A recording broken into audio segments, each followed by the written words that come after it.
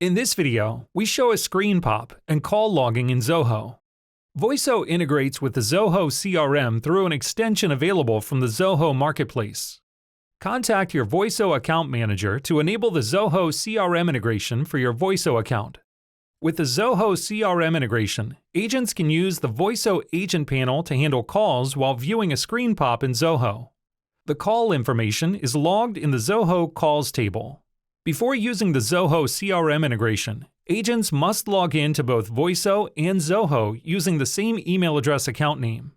Refer to the Voiso documentation for details about using the Zoho CRM integration.